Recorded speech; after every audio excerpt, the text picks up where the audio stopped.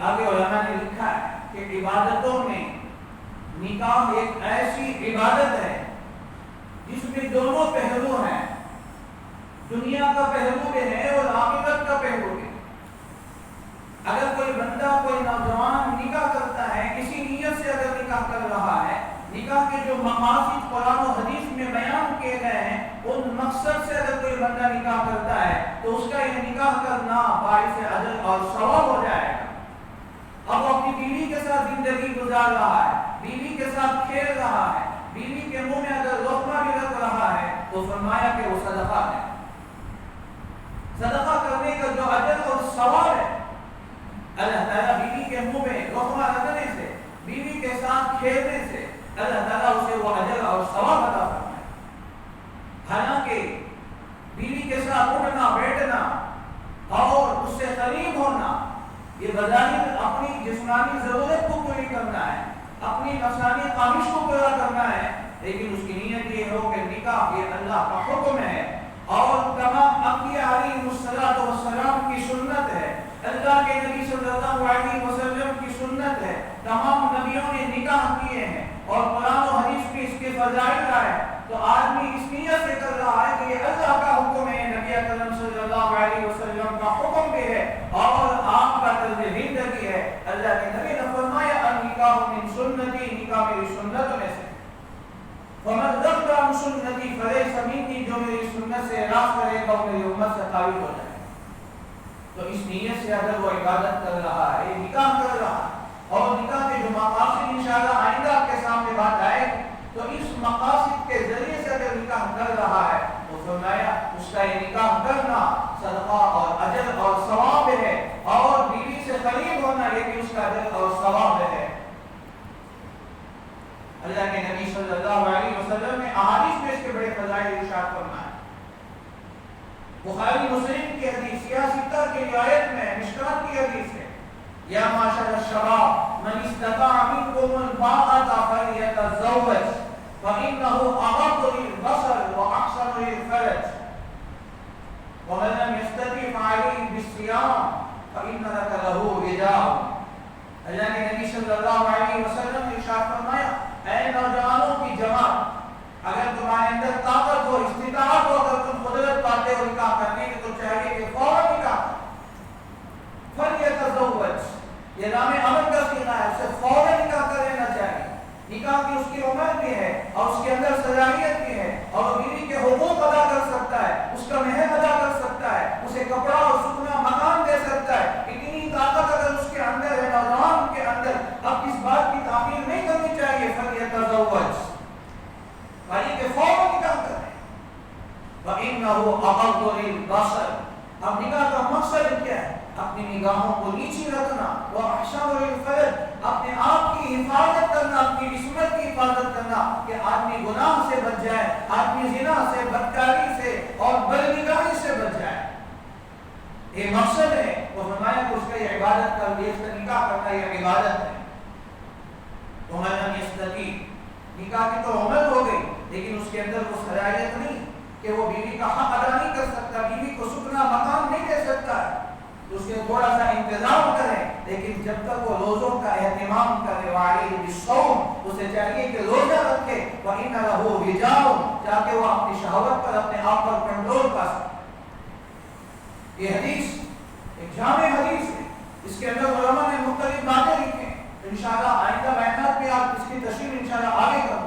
میں صرف آپ کو یہ بتانا ہے کہ نکاح کا مقصد اس حدیث کے اندر بتایا گیا ہے، اور سورہ نور کی مشہور آیت ہے، قرآن کریم کے اندر اللہ نے فرمایا ایمان والے مردوں سے، مومنین مردوں سے، مومنین عورتوں سے خطاب کر کے فرمایا قُلْ لِلْمُؤْمِنِينَ يَغُضُّوا مِنْ أَبْصَارِهِمْ وَيَحْفَظُوا فُرُوجَهُمْ وَقُلْ لِلْمُؤْمِنَاتِ يَغْضُضْنَ مِنْ أَبْصَارِهِنَّ، اے نبی آپ فرما دیجیے ایمان والے مردوں سے بھی، ایمان والی عورتوں سے بھی وہ اپنے نگاہوں کو نیچے رکھیں اور اپنے آپ کی حفاظت کریں۔ تو آنکھوں کے نیچے کب ہوگا اور اپنے آپ کی حفاظت کب ہوگا؟ اس آیت کی تشریح اس حدیث میں وَإِنَّهُ أَغَضُّ لِلْبَصَرِ وَأَحْسَنُ لِلْفَرْجِ، جو بندہ نکاح کرتا ہے اس کی آنکھیں نیچے ہو جائے گی، وہ اپنے آپ کی حفاظت کرے گا، مرد ہو یا عورت وہ اپنے آپ کی حفاظت کرے گا، وہ پاک دامنی کو اختیار کرے گا۔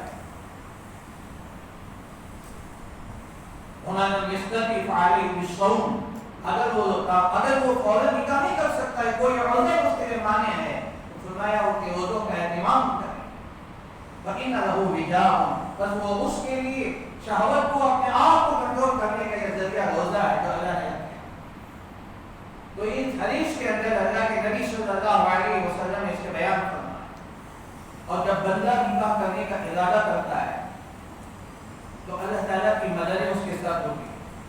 عام طور سے ہم سمجھتے ہیں کہ ابھی تو ہم پڑھے ہیں، ابھی تو کالج کی ڈگریاں کرنا ہے، اب کالج کی ڈگریاں بھی 3 سال 5 سال مکمل ہے. آپ سوچتے ہیں، ماں باپ بھی سوچتا ہے، نوجوان بھی سوچتا ہے کہ مجھے کوئی اچھی جاب مل جائے، کوئی اچھی نوکری مل جائے جو 1 لاکھ 1.5 لاکھ روپے کی مالیت پر. تو آدمی اس انتظار کرتے کرتے اس کے سال گزر جاتے ہیں، یہاں تک کہ ہمارے نوجوانوں کی عمریں اللہ اکبر 25 سے 30 35 تک بھی پہنچ جاتی. تو اب حضرت حدیث میں اللہ کے نبی صلی اللہ علیہ وسلم نے ارشاد فرمایا، حضرت ابو ہریرہ رضی اللہ عنہ حدیث کے راوی، جامع ترمذی کی حدیث ہے، مشکات کی حدیث ہے، ابن ماجہ کی حدیث ہے. اللہ کے نبی صلی اللہ علیہ وسلم نے ارشاد فرمایا، ثلاثۃ حق اللہ عونهم، 3 آدمی ایسے ہیں اللہ کے ذمے ان کی مدد کرنا ضروری ہے. اللہ کے نبی فرمایا ہے ثلاثۃ، 3 آدمی ایسے ہیں حق علی اللہ عونهم، اللہ کے ذمے ہے ان کی مدد کرنا. اللہ کی مدد کرتے ہیں، اللہ کی ناصر ہیں، نعم المولا و نعم النصیر، اللہ کی ہماری مدد کرنے والے ہیں. لیکن جب بندہ ایک کام کرتا ہے 3 آدمی ایسے، تو اللہ تعالیٰ ان کی مدد کرنا وہ اپنے اوپر راضی قرار دیا ہے، اس میں تاکید ہو رہا ہے. ورنہ اللہ کے اوپر کوئی چیزیں واجب اور لازم نہیں، لیکن اس میں تاکید ہو رہا ہے. اللہ کے نبی صلی اللہ علیہ وسلم نے بڑے اہتمام کے ساتھ فرمایا ثلاثۃ حق علی اللہ عونهم، المکاتب الذی یرید الاداء والناکح الذی یرید العفاف والمجاہد فی سبیل اللہ، اور کما قال علیہ الصلوۃ والسلام. اللہ کے نبی صلی اللہ علیہ وسلم نے ارشاد فرمایا جو 3 آدمی ہیں جن کے اوپر اللہ کے اوپر ذمہ ہے ان کی مدد کرنا. ایک وہ مکاتب غلام جو اپنے حق کتابت ادا کرنے کا ارادہ رکھتا ہو تو اللہ تعالیٰ اس کی مدد فرماتا ہے. یہ غلاموں کا سلسلہ تو پہلے زمانے میں تھا. غلام کی کئی قسمیں، ایک مکاتب غلام وہ ہوتا ہے جس کے آقا نے لکھ کر دے دیا تو اگر اتنے پیسے لا کر جمع کر دے گا تو آزاد ہے. اب یہ غلام دن رات محنت کر رہا ہے، ایک بڑا اماؤنٹ ہے، ایک بڑی قیمت ادا کرنا ہے آقا کو. اگر وہ اس کے لیے جا کر محنت کرتا ہے، ادھر ادھر کام کرتا ہے، دن رات محنت کر رہا ہے، محنت کر کے پیسے جمع کر رہا ہے، جب بندہ اپنے آقا کو پیسے ادا کرنے کے ارادے سے باہر نکلتا ہے، محنت کے لیے نکلتا ہے، تو اللہ اس کی مدد کرنا. وَالْمُكَاتَبُ الَّذِي يُرِيدُ الْأَدَاءَ، وہ مکاتب جو اپنے آقا کو پیسے ادا کرنے کا ارادہ رکھتا ہو تو اللہ اس کی ضرور مدد کرے. اور دوسری بات فرمایا وَالنَّاكِحُ الَّذِي يُرِيدُ الْعَفَافَ، وہ نکاح کرنے والا نوجوان جو اپنی عفت کا ارادہ کرتا ہو، پاک دامنی کا ارادہ کرتا ہو، گناہوں سے بچنے کا ارادہ کر کے نکاح کرنے کا ارادہ کرتا ہے تو اللہ ضرور اس کی مدد فرماتا ہے. یہ اللہ کے نبی صلی اللہ علیہ وسلم کی حدیث ہے. ابھی جو بہانے بنانا کہ ہمارے پاس پیسے نہیں ہیں، ہمارے پاس جاب نہیں ہے، ہمارے پاس نوکری نہیں ہے، اور میں کماؤں گا، میں باہر جاؤں گا اور میں باہر جا کے کماؤں گا، اس کے بعد نکاح کروں گا، یہ سب بہانے ہیں. یہ سب شیطان نے ہمیں سمجھا کے رکھا ہے. گناہوں کے راستے کوئی ہمارے لیے کھل رہے ہیں تو ہماری عزت تام ہوتی جائے.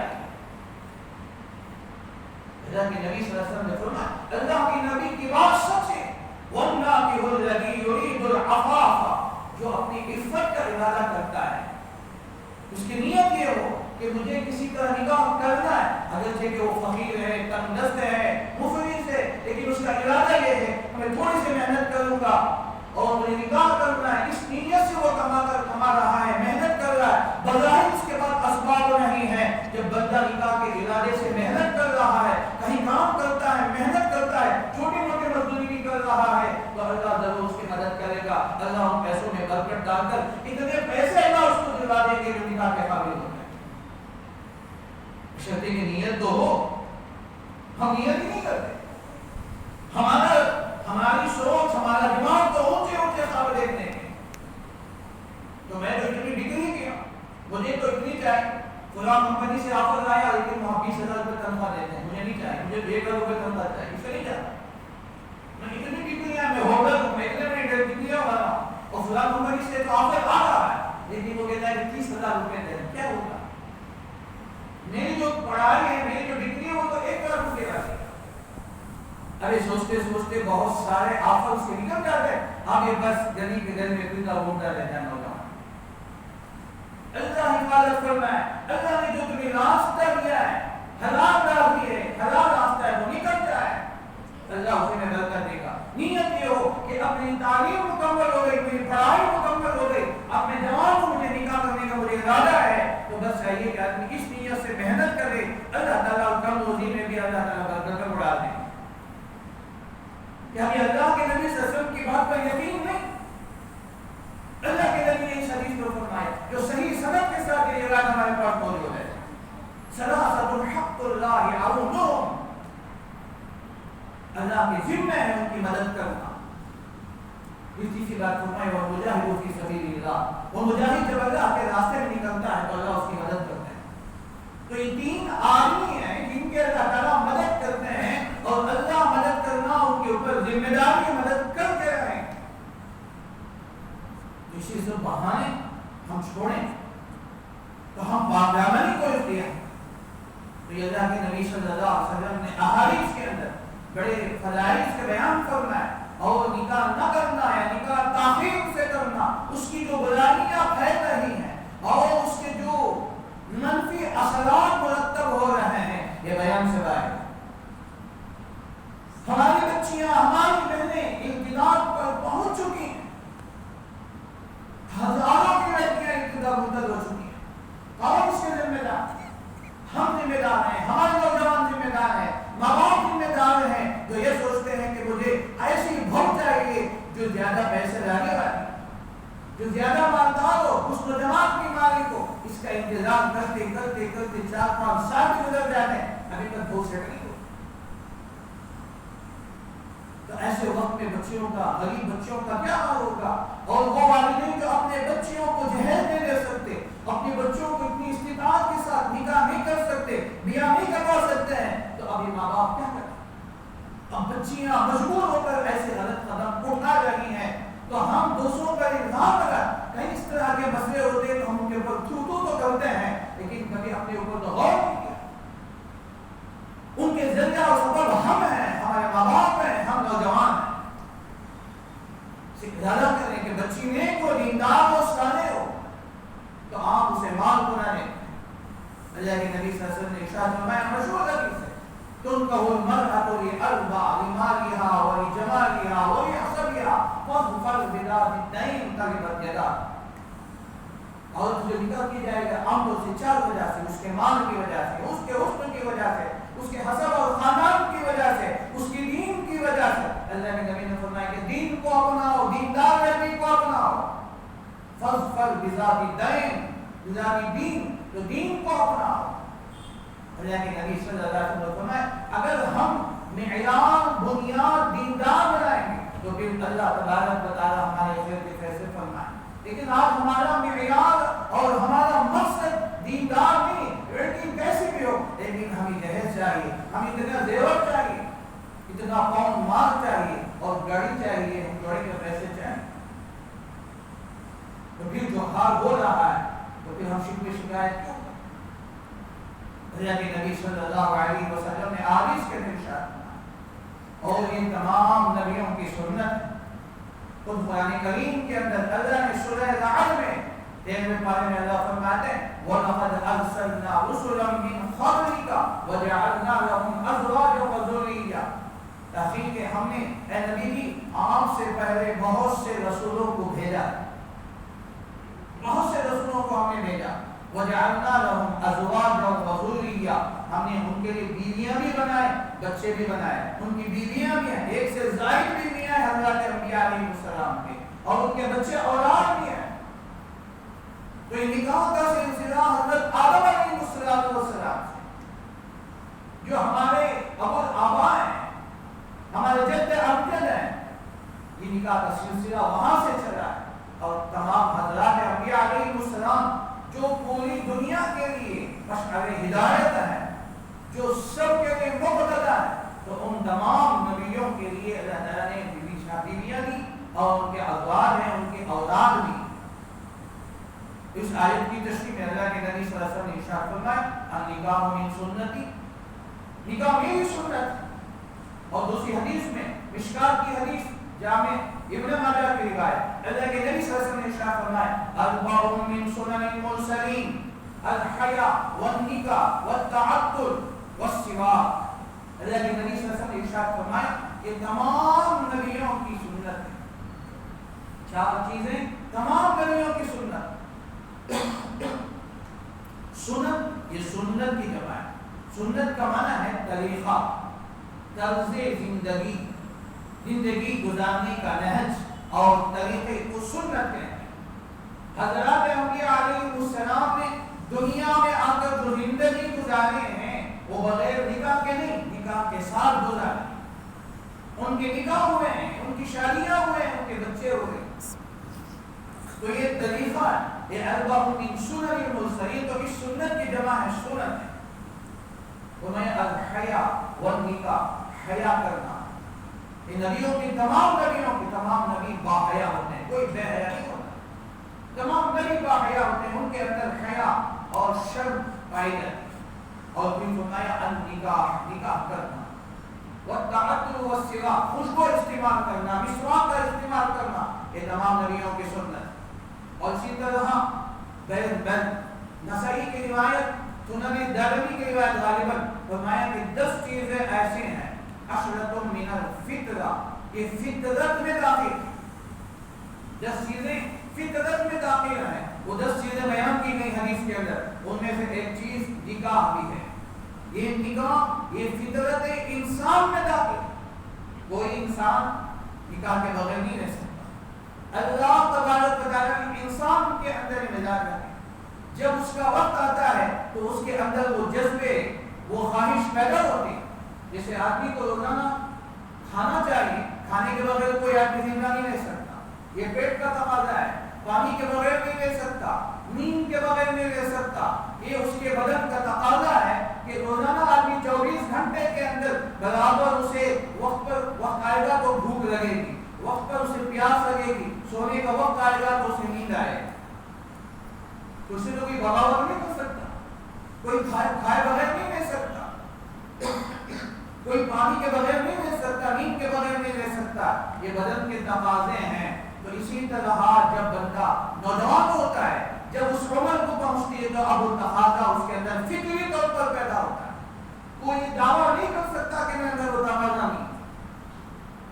تو فطرت کا تقاضا ہے کہ فرمایا کہ اللہ کے نبی صلی اللہ علیہ وسلم نے عشرۃ من الخصال، 10 چیزیں ایسے ہیں جو انسان کی فطرت میں داخل ہیں۔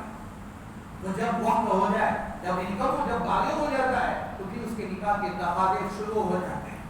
اب جیسے جیسے بلوغ کے بعد نوجوان اپنی زندگی کے مرحلے کو آگے بڑھاتا ہے تو تقاضے دن بدن بڑھتے رہتے ہیں۔ اور جہاں ماحول بے حیائی کا ہوگا، جہاں ماحول اس طرح غلط چیزوں کا ہوگا تو اور تقاضے بڑھیں گے۔ یہ جنسی تقاضے پورے کرنا ہے تو نکاح اللہ تعالیٰ نے رکھے ہیں۔ اسے حضرات انبیاء علیہ السلام کو نمونہ بنا کر، آئیڈیل بنا کر اللہ نے حضرات انبیاء علیہ السلام کو بھیجا ہے۔ نکاح کر کے انہوں نے نکاح ایک نکاح ہوئی۔ اللہ کے نبی صلی اللہ علیہ وسلم نے 11 نکاح فرمائے۔ تو یہ نکاح حضرات انبیاء علیہ السلام کی سنت ہے اور فطرت سے داخل ہے۔ اگر اسے تاخیر کر رہا ہے تو گویا وہ اپنی فطرت سے بغاوت کر رہا ہے۔ اس سے ماں باپ کو چاہیے کہ جب بچہ کھانا نہیں کھاتا ہے تو ماں باپ فکر مند ہوتے ہیں کہ بچہ کھایا نہیں، بھوکا ہے، صبح سے ناشتہ نہیں کیا ہے، اور ماں باپ فکر مند ہوتے ہیں۔ ماں اور زیادہ فکر مند ہوتی ہے، اسی طرح اسے کھانے کے لیے منواتی ہے تاکہ وہ کھانا کھائے۔ تو کیا ماں باپ کو یہ احساس ہوئی کہ بچہ اب 19-20 سال کا ہو گیا، اس کے اندر یہ تقاضے شروع ہو گئے، اب ان تقاضوں کو پورا کرنا ہے کن کی ذمہ داری؟ ماں باپ کی ذمہ داری۔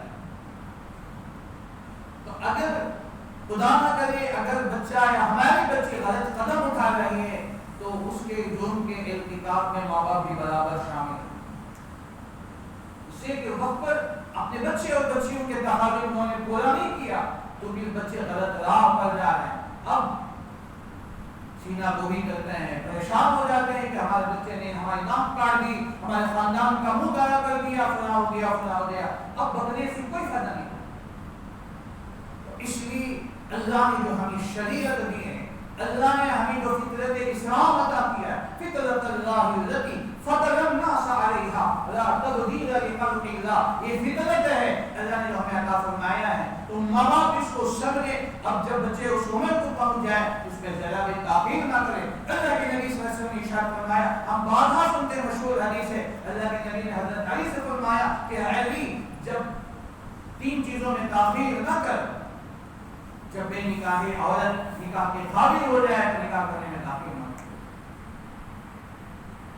لیکن ہم تاخیر کر رہے ہیں تو پھر یہ برائیاں جنم لے گی تو اور کیا ہو. تو آؤ تو زمانہ اتنا خطرناک, اور ہمارے پاس موبائل اور اس قسم کے انٹرنیٹ ہمارے پاس, ہمارے ہاتھوں میں, ہماری جیبوں میں لے کر ہم پھر رہے ہیں. تو اور زیادہ گناہوں کے امکانات, اور زیادہ بھٹکنے کے امکانات, اور زیادہ آپ کے بچے نوجوان غلط راہ پہ جانے کے امکانات. وَلَا تَقْرَبُوا الزِّنَا إِنَّهُ كَانَ فَاحِشًا وَلَا تَقْرَبُوا الْفَوَاحِشَ مَا ظَهَرَ مِنْهَا وَمَا بَطَنَ. اللہ فرماتے ہیں کہ تم زنا کے قریب بھی مت جاؤ, إِنَّهُ كَانَ فَاحِشًا, وہ بہت برا ہے. اور فرمایا وَلَا تَقْرَبُوا الْفَوَاحِشَ, جتنے بے حیائی کی چیزیں ان کے قریب بھی مت جاؤ. لیکن ہم تو اپنے بچوں کو قریب کر رہے ہیں, نکاح میں تاخیر کر رہے ہیں. اپنی بچیوں کو ہم گناہوں کے قریب کر رہے ہیں, فواحش کے قریب کر رہے ہیں, تاہم نکاح کو تاخیر کر رہے ہیں. اس لیے جو شریعت کے جو منشا, ایک ہے شریعت اور دوسرے شریعت کے منشے کو سمجھنا ہے. تو ہم تو بڑے دیندار, ماشاءاللہ دیندار سمجھے جاتے ہیں, لیکن ان چیزوں میں ہم فیل ہو جاتے ہیں. اس سے میرے دوستوں, نوجوانوں سے بھی ہم عرض کرتے ہیں, اس سے بڑھ کر ماں باپ سے بھی, کہ جب بچے عمر کو پہنچ جائیں تو تعلیم ڈگریاں نکاح کے بعد بھی کر سکتے ہیں. ہمارے بچیوں کو اگر آپ کو پڑھانا ہے اس کے انکار تو نہیں کرتے, لیکن نکاح کے بعد بھی تو ہو سکتا ہے. اس تعلیم کو بنیاد بنا کر نکاح میں داخل نہ کریں. نوجوان کی ڈگریاں یا نوجوان کو جاب ملنے کے انتظار میں نکاح کو تعمیر نہ کرے. آپ اللہ کا نام لے کر نکاح کر دے, اگرچہ کہ نکاح کے وقت میں دلہا اس کے پاس کوئی جاب نہیں ہے, لیکن اللہ نکاح کی برکت سے اسے اللہ تعالیٰ راستہ رکھے. نیت تو اپنی صحیح کر, اللہ سے مانگے, رزق کا مالک تو اللہ ہے. ان اللہ هو الرزاق ذو القوة المتین وما من دابۃ فی الارض الا علی اللہ رزقها. یہ تو رزق اللہ کے ذمہ ہے. یہ نکاح کے بعد بھی ہو سکتا ہے. نوکری اور تعلیم نکاح کے بعد بھی تو ہو سکتا ہے. ہم تو نہیں کہتے کہ آپ نوکری مت کریں, ہم یہ نہیں کہتے کہ آپ تعلیم نہ کریں, تعلیم کو روک دیں, لیکن جب نکاح کا وقت ہو تو نکاح کریں, بل وقت نکاح کر دیں تاکہ حرام نہ. تو اس لیے جو آج بے حیائیاں, جو بے روی ہمارے نوجوان بچیاں اور بچے جتنی تیزی کے ساتھ بڑھ رہے ہیں, زمانے لکھا ہے کہ اس سے پہلے کبھی اتنی تیز رفتاری کے ساتھ جاتے ہوئے, بھٹکتے ہوئے ہم نے نہیں دیکھا ہے. آج ہمارے اکابر, آج ہمارے علماء, آج ہمارے اسلاف بڑے پریشان ہیں. اتنی تیزی کے ساتھ زمانہ بدل رہا ہے, اتنی تیزی کے ساتھ حالات میں تغیر آ رہا ہے. ہمارے نوجوان کہاں جا رہے ہیں؟ حالانکہ اتنے مدرسے, اتنے علماء, اتنی دینی ادارے اور اتنے بیانات, اتنے ساری چیزیں, لیکن دوسری طرف یہ گناہوں کا سیلاب ایسا بہا کر لے کر جا رہا ہے کہ نوجوانوں کی جوانیاں, نوجوانوں کی عفتیں مار کر لے کر جا رہی ہیں. تو اس لیے وقت آنے سے پہلے ماں باپ عقل مند ہیں تو اپنے ماں باپ کو چاہیے کہ بچوں کے نکاح کا انتظام فوراً کریں. تعلیم بعد میں بھی باقی رکھ سکتے ہیں, اور نکاح کے مقاصد کیا ہیں, اور نکاح تاخیر کرنے پر اسے کیا کرے, کیا اس کے لیے سرتباب ہے. انشاءاللہ آئندہ دنوں میں آپ کے سامنے بات ہوگی. اللہ تعالیٰ سے دعا کیجیے کہ اللہ تعالیٰ مجھے آپ تمام کو سنی باتوں سے زیادہ